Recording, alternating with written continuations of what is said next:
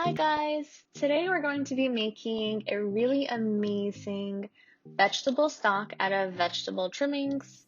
Here we have the ends of asparagus, garlic and ginger peels, the tops of bell peppers, the greens of the leeks, and I've also added in some baby carrots for sweetness because all these flavors are very spicy. Even some minced ginger that I didn't use in the fridge, I just threw it in there. Even mushroom stems if you don't use them. And I've pretty much just frozen it in a big bowl in the freezer. And this is a week's worth of vegetable scraps from me. Also broccoli stalks and broccoli leaves.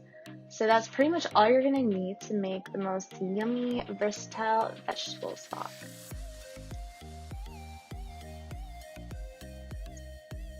So all you're gonna need to do is bring a big pot of water with your vegetable trimmings to a low simmer / boil.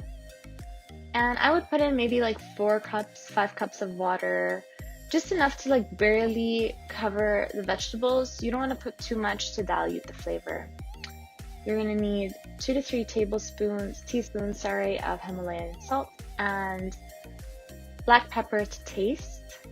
So on a medium to low heat, you're going to season, cover, and let it go for around an hour to an hour and 15 minutes, but definitely check it at the 40-minute mark because it really picks up speed when it's really hot, so you don't want to boil down your stock to nothing. I've definitely done that before, so check it at the 40-minute mark. We'll be back in an hour. So this is around an hour and 10 minutes after I have simmered it. Everything is really dulled down in color and softened, and it tastes good to me, so we're just gonna strain it.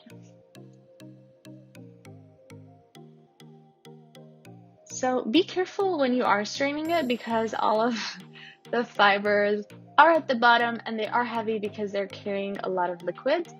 So you're gonna want a hand with this, 2 hands, someone else's hands. So, yep, everything's going down. So I like to leave it for 40 minutes to an hour just so that all the liquid is pushed through the strainer and released out of the fibers.